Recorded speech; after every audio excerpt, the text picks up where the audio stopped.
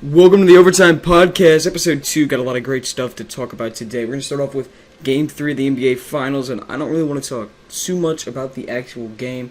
Really want to talk about the lasting effects that this game has on the NBA, because I think this game has ruined the NBA. I got to put up an article about this later on today on the website. Go check that out. I'm probably going to put about 3 articles today. Got a lot of great stuff to talk about here today. About 5 major talking points. Going to talk about NBA of the finals. Going to talk about the Warriors being an all-time great team. We're going to talk about Stanley Cup Finals, Scooter GENNETS 4-1 performance, as well as the college baseball tournament that's going on right now. Going to get into Finals Game 3 in just a moment. So I think the NBA Finals Game 3, this is a game for me that's just ruined the NBA, especially for a lot of casual fans. This game has destroyed the NBA. Fans that really just they kind of follow the NBA in the regular season, but they really don't start watching the playoffs and the finals. And this playoffs has been a disaster for the NBA.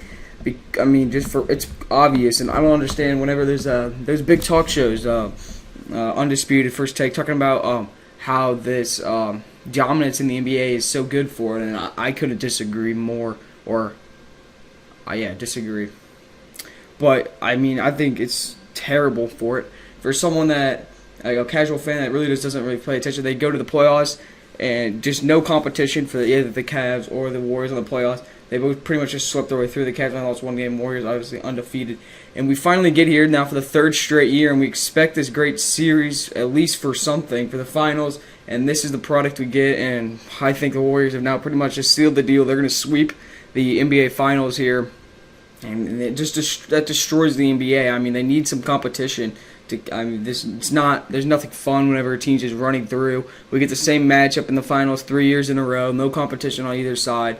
It's pretty much just ruined the NBA. They need contenders on both sides, and they need to kind of figure out about how this is going to be balanced. Because if the Warriors stick together, this is just going to keep on happening. There's no contenders on the West side, I think, that can even compete with the Warriors. And right now, the Cavs. And right now, Kevin Love is just terrible. Their bench has played terrible. JR, Tristan Thompson have been terrible. They just can't even keep up with the Warriors. I mean, last night was a good game, but the outcome is still a Warriors win, making it 3-0 Warriors. And that's just not good for the NBA whatsoever. There's really no competition. It's not fun to watch. I mean, the regular season, really, there's no point in paying attention. It's obvious. Everyone expected it to be the Warriors and Cavs getting the finals. The playoffs was a joke.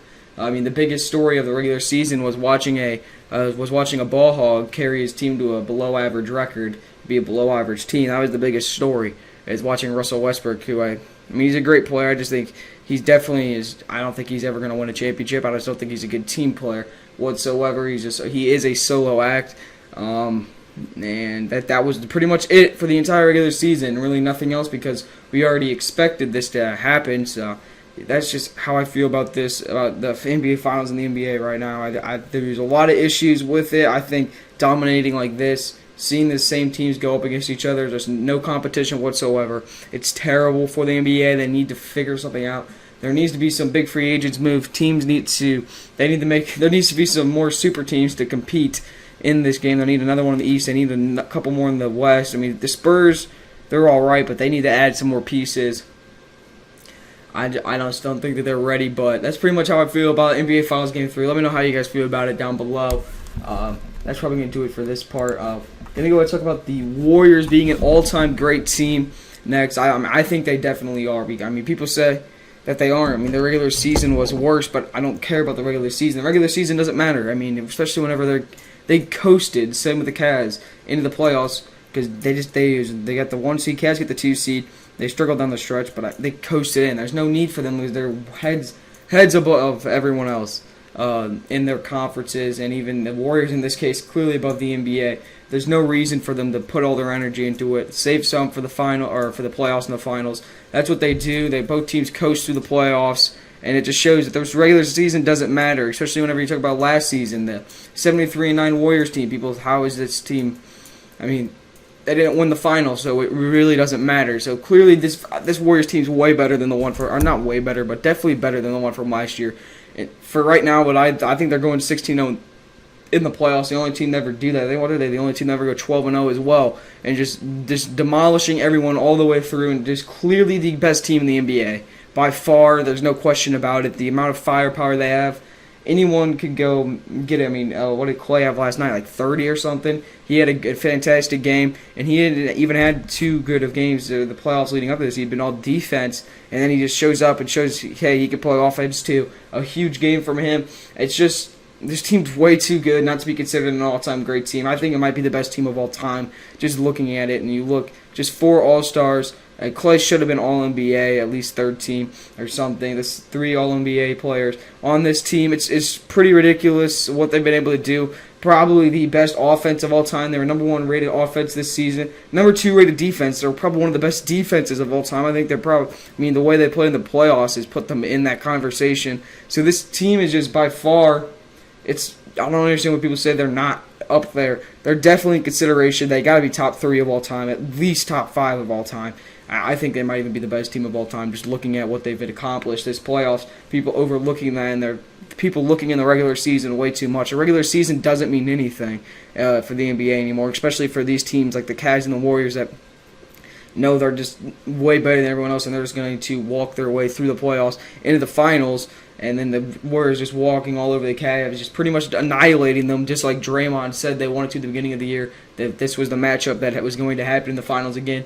Draymond said that we want to annihilate the Cavaliers, and that's exactly what they've done. They've embarrassed them in the first 2 games on the road, and then they come into their house to take the win. Not really in an embarrassing fashion, but going that 11-0 run, and Kevin Durant with the dagger 3, just pretty much I think sealing the deal. This team is one of the greatest of all time. That's how I feel about it. That's pretty much all I have to talk about the NBA. I'm pretty disappointed with the playoffs in general. Disappointed with the level of, or not level of play, but just the level of competition, the level of something to watch. I mean, it's not fun to watch whenever some team's just blowing it out. There's nothing fun about that. In any sport, there's nothing fun about watching someone be blown out. There's no competition involved. So the finals have pretty much just been a joke, I think. The playoffs have been a joke, and the NBA has a lot of issues on that. I don't think there's anything good that comes out of domination like this. I mean, at least whenever the Cavs and Warriors the past couple of years, they still pretty much walked to the finals, but they lost a couple games, and they had a good series in the finals, and it was fun to watch. And this year has been the exact opposite. No competition in the playoffs, nothing, no regular season stories, no. Russell Westbrook was it, and I think that was a joke of a story. I agree with Colin Cowherd that his triple-doubles, they don't mean anything, especially whenever your team is pretty subpar. I mean, they're an average team. What were they, 5, 6 seed? Whatever, it just doesn't matter. So they weren't a good team at all. So really no regular season story. At least last year, whenever the Warriors were winning all those games, there was a huge story surrounding the NBA. It was such a better season. This is probably one of the worst seasons of all time for the NBA, and just in terms of the stories and the competition level. But that pretty much sums up what I need to talk about the NBA. That pretty much is it. We're going to go ahead and talk about the Stanley Cup Finals next. I'm going to go ahead and take a quick break, and I'll be back. So back here, talk about the Stanley Cup Finals, and it's been a great series. I mean, the Penguins taking the first 2. It was a great series there. They take the first 2. Then the Nashville Predators come back. They end up winning the next 2, and they're outscoring them right now. 9-2 in the past 2 games. I mean, Pekka Rinne back to where he was pretty much for the entire playoffs. Whenever the Predators dominated the Western Conference.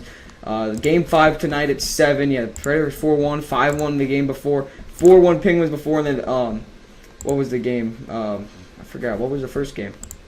Score 5-3. So it's been a high-scoring game. I mean, both sides. That was the closest game. Every other game's been score where the other team gets 1, except for game 1.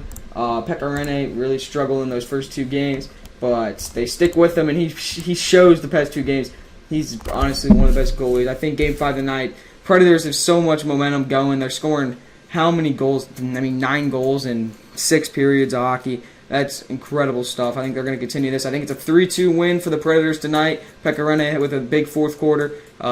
They take it up 5, I think, and then on the Sunday game, I think the Penguins force a game 7. I think Predators take this series in 7. But it's been a lot of fun to watch, especially turning it on late, watching that third period, switching around from some stuff. It's been fun to watch this Stanley Cup Finals, especially. It's just like I talked about with the disappointment of the NBA Finals, at least something here to watch. I mean, not so huge on hockey. I normally just watch the Blues, but I do watch the finals, NHL Finals, or Stanley Cup Finals, and it's been fun to watch this year. It's been, the games have been competitive, but this series has been really weird. You know, started off get a 5-3 win for the Penguins, then a was another 4-1 win for the Penguins, and a 5-1 win for the Predators, and a 4-1 win for the Predators. Just a really weird series here. You can't really figure it out. But I feel like it's going to be a close game here tonight, Game 5. I think the Predators pull it out. I think the Penguins probably win the next one about 3-1, 4-1, 2-0 maybe.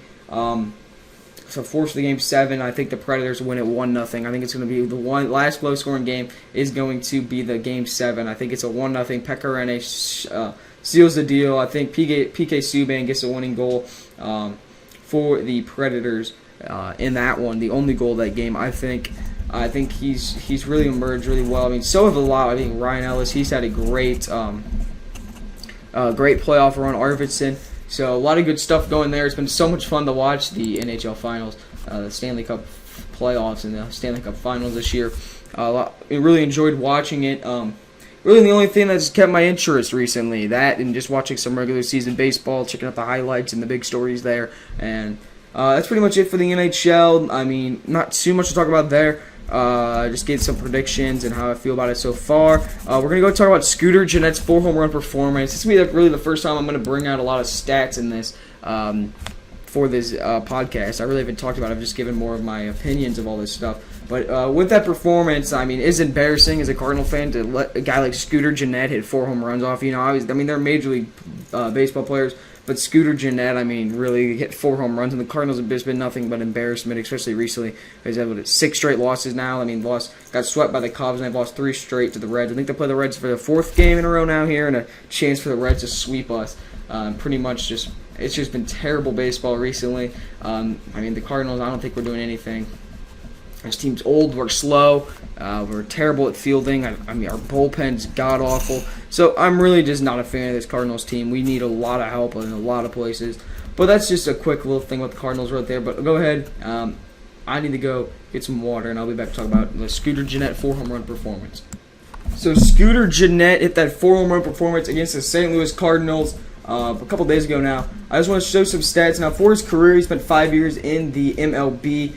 He's a 281 hitter, which is decent stuff. You know, he's a serviceable middle infielder, second baseman. He's serviceable, nothing more of a role-ish player. Probably for a championship team would be a bench player. I would think he's serviceable for a team, especially like the Reds at this point, a team that was whenever he was with Milwaukee, the team they are. And I still don't think they're a good team. I think they've just really gotten lucky this year, and they're above. I don't think they're going to do anything. I think they're going to fall back. I think the Cubs are going to win the NL Central. I'm not sure if the Cubs will even do anything in the playoffs this year, but that's just some real quick stuff. But he was a 281 hitter so far in his first 5 years of the league. He's 320 OBP, so he's not a great disciplined guy because he's only got a 40 higher OBP than he does batting average. But his slugging percentage down there at 431, which is, I mean, that just shows he doesn't hit for power, which you don't need to hit for power, but he has not hit with 4 power in his career. 42 career home runs, and only had 1 double-digit home run season. That was last year in Milwaukee. Hit 14 of them. He has 7 so far this year, so probably on pace to beat beat that. He had 6 the year before. In 2015, 2014, he had 9. In his first year, he had 6. But he has 7 home runs so far this year, with 4 of those coming in one game. That's so more in one game. He had more home runs than he did in the rest of the season. That's just an embarrassment for a organization, for a team. So the guy that had 3 home runs coming into that game hit 4 and over double his home run total. And for a guy that only had 38 career home runs in probably 4.5 years, 4 1/3 of a year, something like that. Probably 3 full. Give him like 4 full years with all of his seasons combined. A guy that only had 38 home runs coming into that game. Like how much? I got to go get the calculator real quick.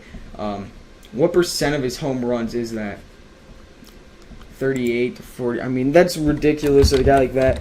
He had 38 career home runs coming into that game. He leads with 42 of them. So let's just see. So with that performance, 10% of Scooter Gennett's career home runs coming from one game. About 10% of them, I think. So that's just ridiculous to think of, that a guy that had 38 home runs, it's another 4 to add on, about 10% total right there. So really crazy stuff for him. I don't really get it how it happened, but it's whatever. I mean, Cardinals bullpen's terrible, so that's probably how it happened. But Just really crazy stuff. We got one more thing to talk about for the show. We're going to talk about the college baseball regionals. Talk about a couple of headlines coming out of there. I talked about it last time, but I think all the regionals are wrapped up now. Maybe like one left going on that had some rain delays, but I want to go ahead and take a look at that, recap them all, and then give some previews for the super regionals coming up.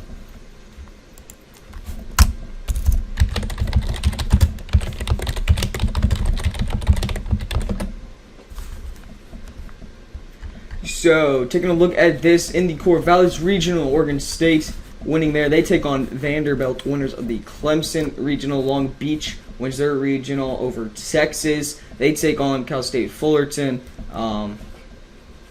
in the Long Beach one. Corvallis, Oregon State hosting their regional. Tallahassee Regional, Florida State wins at the 3 seed out of the Lubbock Regional. Sam Houston State, they win it. So Florida State hosting them. Baton Rouge Regional, LSU wins. They are hosting Mississippi State, winners of the Hattiesburg Regional. They were the 2 seed in that one. Gainesville, the Florida Gators win theirs. Winston-Salem, Wake Forest wins their regional. So it's a Florida hosting Wake Forest in the Super Regional. In the Fayetteville Regional, the Missouri State Bears, the team I'm cheering for right now, to make it. They'll hopefully go all the way. If they do go, I do believe I will be going to the College World Series, which will be a lot of fun. They are taking on TCU. TCU, the host of that one. I'm going to put up an article about Missouri State shortstop Jeremy Ironman as an emerging star. I think he's got so much talent. Just watching him in that regional, really shocked that he might. I mean, how high of a pick will he sign? He's only a sophomore right now, but still. Great stuff there. They also got another predicted first-round pick, Jake Berger, in that draft. I think Hunter Steinmetz is a great player on that team as well. A lot of good players on that Missouri State team.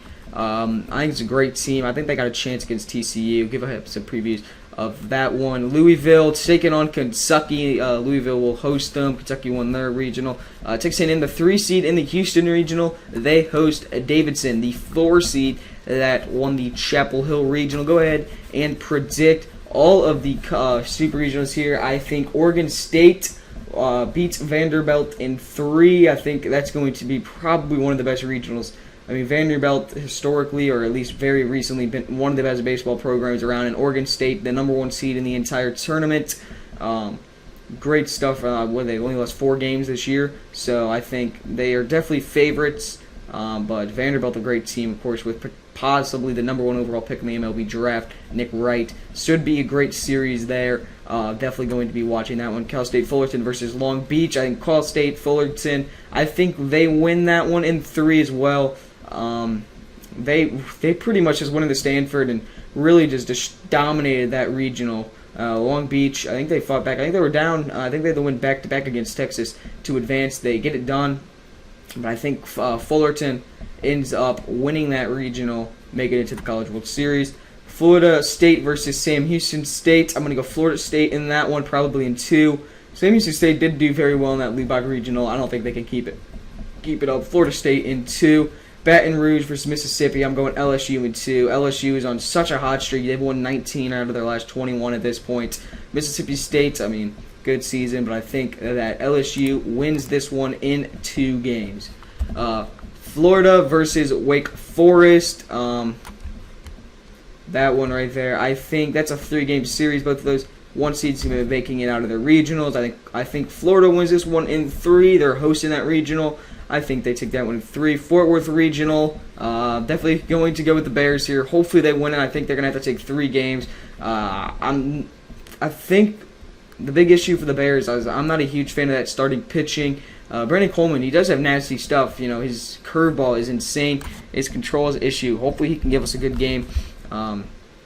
Still, he's great. I'm not sold on the starting pitching for Missouri State. That's where I see the big issue. It's really going to come down, I think, can their starting pitching get the job done against TCU on the road? But I think Bears in 3. Kentucky, Louisville, I think Louisville in 2. I think they're just going to go right by Kentucky. Davidson, Texas A&M. I'm rooting for Davidson in this one. I think it's just cool to see that 4 seed making it out. I mean, Texas A&M was a 3 seed too in the Houston Regional, but hoping for Davidson to pull this one out. I think he's going to have to at least take 3 on the road. But that would put Oregon State, Cal State Fullerton, Florida State, LSU, Florida, Missouri State, Louisville, and Davidson into the College World Series, which I may be going to, which would be a lot of fun. for that. But that's going to wrap up this podcast here. I hope you guys enjoyed the podcast for part 2. Like I said last time, make sure you guys check out the website for the articles. I'm probably going to put up 2 today. Probably going to put up one about Jeremy Ironman, like I said. Make sure you guys check out that one. I'm probably just going to reiterate what I said about the NBA